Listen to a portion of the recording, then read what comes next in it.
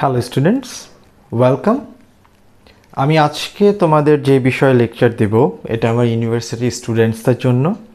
আমার আজকে lecture topic হচ্ছে লিমিটেশন অ্যাক্ট 1908, তামাদি আইন 1908, যেটাকে আমরা লিমিটেশন অ্যাক্টস নামে চিনি। বাংলাতে এটাকে বলা হয় তামাদি আইন। আমার ইউনিভার্সিটি স্টুডেন্টসদের জন্য লেকচার, তারপরেও যদি কারো বার কাউন্সিলের পরীক্ষার জন্য প্রয়োজন হয়, এটা থেকে একটু উপকৃত কেউ হতে পারলে ইউ আর মোস্ট ওয়েলকাম, যে তোমরা দেখতে পারো আমার লেকচার। চলো আমরা শুরু করি। আমি আজকে বোর্ড সেট আপটা যেভাবে করেছি, যে আমার ফেস আসলে দেখার কিছু নাই, সো আমি বোর্ডের উপরে একটু এমফাসাইজ করি, কারণ আমার মনে হয় যে বোর্ড ছাড়া specific relief act, limitation acts এগুলো আসলে পড়ানো যায় না। তো আমরা শুরু করি। লিমিটেশন অ্যাক্টসটা তামাদি আইন নামে বাংলাতে পরিচিত। লিমিটেশন অ্যাক্টটা 1908 সালে এসছে। এটা অ্যাক্ট নং 9 অফ দ্য 1908 এই নামে পরিচিত। এই আইনটা কার্যকর হয় 1 জানুয়ারি 1909 সাল থেকে। ইট কেম ইনটু ফোর্স 1 জানুয়ারি 1909। এই সময় থেকে ইট কেম ইনটু ফোর্স। আমরা এই তামাদি আইনের কথাটা যে বলি, তামাদি আইনটা হচ্ছে একটা প্রসিডিউরাল ল।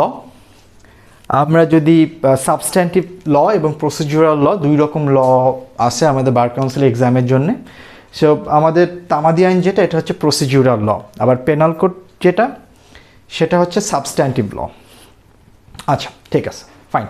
এরপর তামাদি আইনের আমরা নর্মাল একটা পরিচিতি চিন্তা করি, যে তামাদি আইনে আসলে কী কয়টা সেকশনস আছে, কয়টা আর্টিকেলস আছে, কয়টা শিডিউলস আছে। সো বর্তমানে তামাদি আইনে 29টা সেকশনস আছে। প্রিভিয়াসলি দেয়ার ওয়ার 32 সেকশনস, 3টা বাতিল করে দেওয়া হয়েছে। বর্তমানে আমাদের শিডিউল আছে একটা। প্রিভিয়াসলি শিডিউল ছিল 3টা, বাকি 2টা বাতিল করে দেওয়া হয়েছে। আর্টিকেলস 1 নম্বর শিডিউল এখন যেটা আছে, সেটাতে আর্টিকেলস আছে 183টা। এই 183টা আর্টিকেলসে আলোচনা করা হয়েছে তামাদির মেয়াদ নিয়ে। একদম আলোচনা, ডিরেক্ট উল্লেখ করে দেওয়া হয়েছে যে কোন কাজের জন্য তামাদির মেয়াদ কত। If you guys can remember, আমি স্পেসিফিক রিলিফ অ্যাক্টের সেকশন 8-এর কথা সবসময় বলি, 9-এর কথা বলি।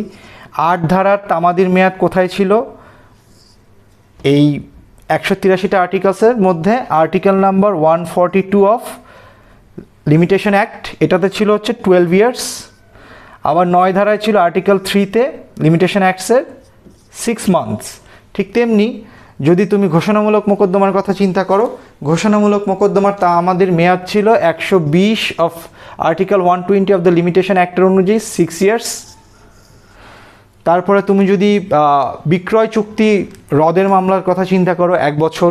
তুমি যদি দেনমোহরের কথা চিন্তা করো, বিলম্ব দেনমোহর আর একটা হচ্ছে যে সাথে সাথে যে দেনমোহর দেওয়া হয়, দুইটা, একটা 103 এবং 104 অনুচ্ছেদ অনুযায়ী, দুইটাই হচ্ছে 3 ইয়ার্স। আচ্ছা, এখানে মনে হয় একটু ভুল হইতে পারে। If I am wrong, please correct me. তোমরা নিজের একটু কারেক্ট করে পড়ো। তারপর আমি আরেকটু দেখি, 103 আর 104, হ্যাঁ, দুইটাতে 3 বছর। 103 হচ্ছে অবিলম্বে পরিশোধযোগ্য দেনমোহর, আর 104-এ হচ্ছে লিমিটেশন অ্যাক্টের 104 আর্টিকেল হচ্ছে বিলম্বে, দুইটাই হচ্ছে 3 বছর। আচ্ছা, আবার আর্টিকেল 2-এ বলা আছে ক্ষতিপূরণ আদায়ের মোকদ্দমা হচ্ছে মাত্র 90 দিন।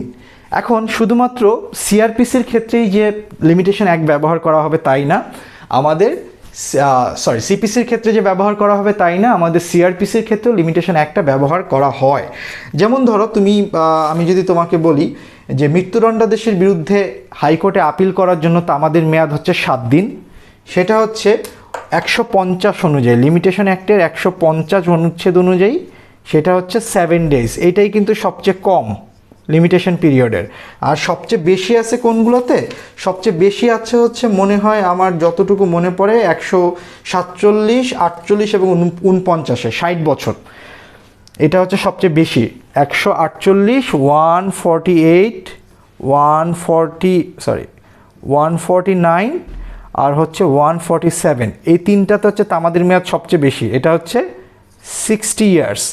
আর সবচেয়ে কম হচ্ছে 150 অনুচ্ছেদ অনুযায়ী মাত্র 7 দিন। আচ্ছা, এবার আমরা আসি যে তামাদি আইনের আসলে কবে কবে কিভাবে তামাদি আইনটা আসলো। আমরা যদি হিস্ট্রির দিকে দেখি, সর্বপ্রথম 1793 সালে ইংলিশে তামাদি আইনটা প্রবর্তন করা হয়।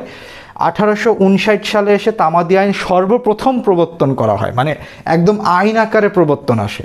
পরবর্তীতে 1863 সালে আবার নতুন করে লিপিবদ্ধ করা হয়, একটু হালকা পাতলা চেঞ্জ করে। 1871 সালে সেম আবার একটা আনা হয়, মানে খুব হিরিকিরি একটা ব্যাপার ছিল তখন। এবং 1871 সালে তামাদি আইনে সরকারের কর্তৃক যে কোনো মোকদ্দমা দায়েরে তামাদির মেয়াদ ছিল 60 বছর। পরবর্তীতে ওইটা একটু চেঞ্জ করে 1877 এবং অ্যাট লাস্ট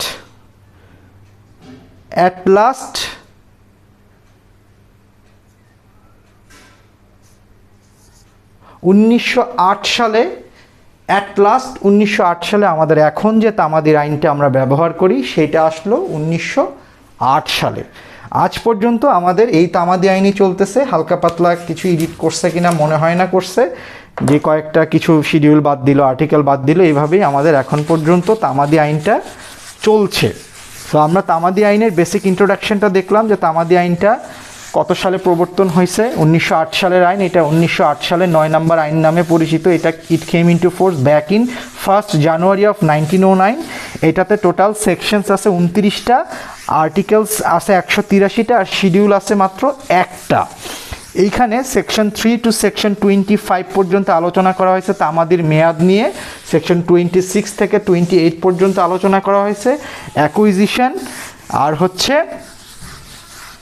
অ্যাডভার্স পজিশন নিয়ে, সুখাধিকার, এসব নিয়ে আলোচনা করা হয়েছে 26 থেকে 28-এ।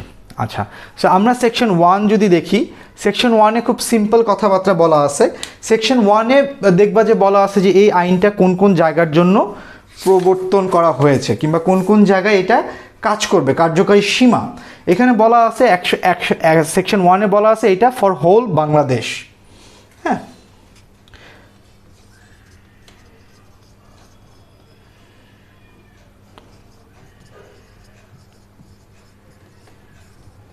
এটা বলা আছে। আর একটা বলা আছে এই সেকশনে কি, আচ্ছা, সর্বপ্রথম যেটা বলা আছে 1-1 সেকশন 1 সাবসেকশন 1-এ বলা আছে এই আইনটা তামাদি আইন নামে 1908 নামে পরিচিত হবে। লিমিটেশন অ্যাক্ট 1908 নামে পরিচিত। এটা 1-এর 2-তে বলা আছে এটা সারা বাংলাদেশের জন্য প্রযোজ্য হবে। দেখো, তোমরা যখন রেজিস্ট্রেশন অ্যাক্ট পড়বে, রেজিস্ট্রেশন অ্যাক্টে কিন্তু বলা আছে এই রেজিস্ট্রেশন অ্যাক্টটা সমগ্র বাংলাদেশের জন্য মানে প্রযোজ্য হবে, শুধুমাত্র চিটাগাং হিল ট্র্যাক্স এরিয়া বাদে। বাট আমাদের লিমিটেশন অ্যাক্টের ক্ষেত্রে বলা আছে এটা সমগ্র বাংলাদেশের জন্য এটা প্রযোজ্য, স্পেসিফিকভাবে কোনো রিজার্ভেশন দেওয়া নাই। সেকশন 3-এ বলা আছে যে সেকশন 31 আমাদের এখন নাই, সেইটাতে সেকশন 29 পর্যন্ত আছে। সো 1-এর সেকশন 3-এর কার্যকারিতা অ্যাকচুয়ালি নাই। হ্যাঁ, কার্যকারিতা আছে, কারণ ওই 31টুকু বাদ দিলে সেকশন 3-তে বলা আছে এটা হচ্ছে 1 জানুয়ারি 1909 থেকে এটা কার্যকর হবে। তো সেকশন 1 শেষ। সেকশন 2-তে আমরা দেখব বিভিন্ন ডেফিনেশন। এখানে আমার বলার কিছু নেই, ডেফিনেশনগুলো তোমরা দেখলেই পারবা। এখানে কি কি ডেফিনেশন দেওয়া আছে, অ্যাপ্লিক্যান্ট কাকে বলা হয় সেটা ডেফিনেশন দেওয়া আছে। তারপরে তুমি এখানে দেখবা ফরেন বলতে কি বোঝানো হয় সেটা ডেফিনেশন, বিল অফ এক্সচেঞ্জ বলতে আমরা কি বুঝি সেটা definition, defendant, easement, foreign country, good faith, promissory note, suit এবং ট্রাস্টি, এইরকম টোটাল 11টা ডেফিনেশন দেওয়া আছে সেকশন 2-তে। এই সেকশন 2-তে আছে 11টা ডেফিনেশন আছে সেকশন 2-তে। আমাদের মোস্ট ইম্পর্টেন্ট সেকশনসগুলো বলি আমি একটু। প্রথম দিকের সেকশনগুলো 3, 4, 5, 6 to 9। আপাতত আমরা এই কয়টা, প্রথমের সেকশন হচ্ছে এই কয়টা ইম্পর্টেন্ট। তারপরে গিয়ে আবার হচ্ছে আমি তারপরে ইম্পর্টেন্ট সেকশনগুলো বলবো। প্রথমে এই 1 থেকে 10-এর মধ্যে 3, 4, 5, 6, 7, 8, 9 সবই ইম্পর্টেন্ট, কারণ মাত্র 29টা সেকশন। তো এইখানে এই সেকশন থেকেই বেশি বেশি কোশ্চেন আসে। তোমরা যদি এবার বার কাউন্সিলের প্রশ্ন দেখো, সেকশন 4 আর 5 মিলায় একটা কোশ্চেন আসছে। সো আমরা প্রথমে আসি সেকশন 3-এ। সেকশন 3-এর ক্ষেত্রে আমার কি কি বলা আছে, সেকশন 3-এ যে নর্মাল কথাটা বলা আছে আমার সবসময় মাথায় রাখতে হবে। সেকশন 3টা সর্বপ্রথম মাথায় রাখতে হবে 3টা কোন কোন ক্ষেত্রে প্রযোজ্য, কার কার জন্যে।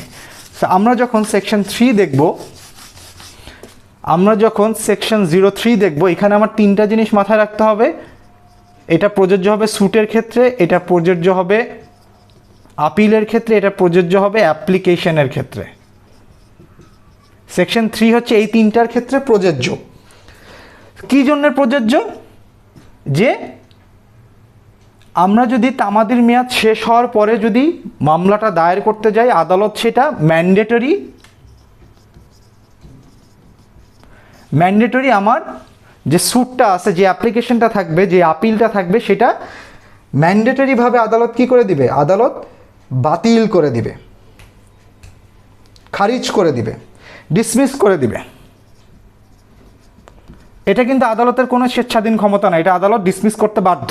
তার মানে according to section 3, suit, appeal কিংবা অ্যাপ্লিকেশন, এই তিনটা যদি আমি তামাদির মেয়াদ শেষ হওয়ার পরে দায়ের করি, তাহলে আদালত কি করবে? বাধ্যতামূলকভাবে আমার এই স্যুটটা ডিসমিস করে দিবে, স্যুটটা খারিজ করে দিবে। এক্সাম্পল কি? এক্সাম্পল খুব সিম্পল। ওই ধরো আমার স্পেসিফিক রিলেটেড সেকশন 9-এর আন্ডারে আমি একটা মোকদ্দমা করব, আমার বাড়ি থেকে বেদখল করা হয়েছে, জমি থেকে বেদখল করে দেওয়া হয়েছে, কিংবা একটা পজিশন থেকে আমাকে বেআইনিভাবে বেদখল করে দেওয়া হয়েছে। আমাকে বেদখল করছে 31 ডিসেম্বর 2020। তো আমার তামাদির মেয়াদ এটার সাথে +6 যোগ করলে আসে 1 জুলাই 2021। সো আমার এই 1 জুলাই 2021-এর মধ্যে আমার এই মামলাটা দায়ের করতে হবে 6 মাসের মধ্যে। সো আমি যদি এই 1 জুলাই 2021-এর মধ্যে মোকদ্দমাটা দায়ের না করি, সো 3 ধারা অনুযায়ী আদালত, আমি যদি এর একদিন পরেও যদি দায়ের করতে যাই, আদালত এই মোকদ্দমাটা ম্যান্ডেটরিভাবে ডিসমিস করে দেবে, মোকদ্দমাটা খারিজ করে দেবে। That is what said in section 3। Okay, so আমরা এরপরে সেকশন 4-এ চলে যাই। সেকশন 4টা ক্রিটিক্যাল না, বাট আবার অনেকের কাছে মনে হতে পারে সেকশন 4টা ক্রিটিক্যাল। সো আমরা সেকশন 3টা কি বুঝলাম? যে কোনো মূল মামলা, আপিল কিংবা অ্যাপ্লিকেশন যদি তামাদির মেয়াদ শেষ হওয়ার পরে যদি দায়ের করা হয়, আদালত সেটা ম্যান্ডেটরিভাবে ডিসমিস করে দেবে, খারিজ করে দেবে। নো এক্সেপশন হিয়ার, কোনো এক্সেপশন নাই। সেকশন 4, এই যে আমি বললাম যে আমার 6 মাস, এই যে 1 জানুয়ারি 21 থেকে 1 জুলাই 21, এই যে 6 মাস, এই 6 মাসে আমাদের মেয়াদটা কোন দিন উত্তীর্ণ হবে? 1 জুলাই। সো 1 জুলাইতে আমার যে কথাটা বলা আছে, আমার 1 জুলাই হচ্ছে আমার তামাদির 1 জুলাইয়ের মধ্যে দায়ের করতে হবে, লাস্ট ডে আমার তামাদির মেয়াদের, লিমিটেশন পিরিয়ডের। এই লাস্ট দিন ধরো সরকারি ছুটি, গভর্নমেন্ট হলিডে, কিংবা কোনো কারণে আদালত বন্ধ আছে। সো তখন আমি কি করব? তখন পরবর্তী যেই দিন, মনে করো 2 তারিখও 2 জুলাইও ছুটি, ঠিক আছে? সো আমার সেকশন 4 অনুযায়ী আমার মোকদ্দমাটা দায়ের 1 তারিখে করা পসিবল না, যেহেতু আদালত বন্ধ। আমি করতাম 2 তারিখে, পরের দিন। কিন্তু পরের দিনও যেহেতু আদালত বন্ধ, যেই দিন আদালত খুলবে, ফার্স্ট ধরো 4 তারিখে আদালত খুললো, সো আমার মোকদ্দমাটা দায়ের করতে হবে 4 তারিখেই। এটাই হচ্ছে কথা। সেকশন 4 এইটাই বলা আছে যে মোকদ্দমা তামাদির মেয়াদ যেদিন উত্তীর্ণ হবে, সেই শেষ দিন যদি আদালতটা যদি বন্ধ থাকে, তাহলে তুমি পরবর্তী যেই দিন আদালত খুলবে সেই দিনই তোমার মোকদ্দমাটা দায়ের করতে হবে, এর কোনো এক্সেপশন হবে না। তবে 2টা ক্ষেত্রে তুমি এইটার প্রতিকারটা পাবা না। 1 নাম্বার প্রতিকার হচ্ছে, তুমি যদি ইচ্ছাকৃতভাবে এই যে 2 তারিখ যে আদালতটা খুলবে, তুমি যদি এই দিন গিয়ে যদি আবার আদালতের কাছে নকলের জন্য দরখাস্ত করো, তাহলে আদালত তোমাকে এক্সট্রা কোনো দিন দিবে না। ওই দিনই তোমার আদালতের যেই তোমার তামাদির মেয়াদ সেটা শেষ বলে গণ্য হবে। এই দিন নকল উদ্ধার হ্যানত্যান করার জন্য কোনো অ্যাপ্লিকেশন করলে আদালত এটা মানবে না। আর একটা বিষয় হচ্ছে যে ধরো এই 2 দিন আদালত খুলছে, আমরা তো আদালতের আদি এখতিয়ার জানি, তাই না? আদি এখতিয়ার কার কার? সহকারী জজ সাহেবের আদি এখতিয়ার আছে, তারপরে কি আছে? সিনিয়র সহকারী জাজের, এবং তারপরে আরেকজন জাজ যে তার উপরে যে সেই সাহেবের, সেই জজ সাহেবের, যুগ্ম জেলা জজ সাহেব যে, তারও আদালতের এখতিয়ার আছে, আদি এখতিয়ার। সো দেখা গেছে আমার এখন যদি একটা 5 ধরো এখন যদি একটা 20 লাখ টাকার স্যুট হয়, তো আমার সেটা সিনিয়র সহকারী জাজের কাছে যে বর্তমান অনুযায়ী করতে হবে। সো সেহেতু আমি করলাম কি, আমি ভুল আদালতে গিয়ে, যেদিন আদালতের আমার তামাদির মেয়াদ শেষ হবে সেই দিন গিয়ে মোকদ্দমাটা দায়ের করে দিলাম সহকারী জাজের কাছে। তার মানে আমার ওই দিন আদালত আমাকে আর কোনো এক্সট্রা দিন দিবে না। আমার এই যে 2 তারিখ ছিল, 2 তারিখে এক্সট্রা দিন শেষ। আমি যদি আদালত খোলার দিন যদি আমি ভুল আদালতে মোকদ্দমা দায়ের করি, আমি সেকশন 4-এর আন্ডারে কোনো এক্সট্রা কোনো ডে পাবো না। সো তার মানে বোঝা গেল আমরা সেকশন 3টা বুঝলাম যে আদালতের স্যুট অ্যাপিল এবং অ্যাপ্লিকেশনের ক্ষেত্রে যদি তামাদির মেয়াদ অতিক্রম হওয়ার পরে যে যদি আমি যদি ওই মামলা স্যুটটা যদি করতে চাই, আপিল কিংবা অ্যাপ্লিকেশনটা যদি করতে চাই, আদালত ম্যান্ডেটরিভাবে আমাকে স্যুটটা কিংবা অ্যাপিলটা কিংবা অ্যাপ্লিকেশনটা ডিসমিস করে দিবে। সেকশন 4-এর ক্ষেত্রে দেখলাম যে যেই দিন তামাদির মেয়াদ উত্তীর্ণ হবে সেই দিন যদি আমার পাবলিক হলিডে থাকে কিংবা কোনো কারণে আদালত যদি বন্ধ থাকে, পরবর্তী যেদিন আদালত খুলবে সেই দিন আমি মোকদ্দমাটা দায়ের করতে পারবো। ঠিক আছে, এতটুকু মনে রাখলেই হবে। সো এই হচ্ছে section 3 and 4। So thank you guys. আমাকে দেখা যাচ্ছে না, সো আমি দেখাতে চাই না। সো থ্যাংক ইউ গাইজ, সবাই ভালো থাকো। এই পর্যন্তই থাক। নেক্সট লেকচারে আমরা সেকশন 5 থেকে 9 পর্যন্ত আলোচনা করব। টাটা।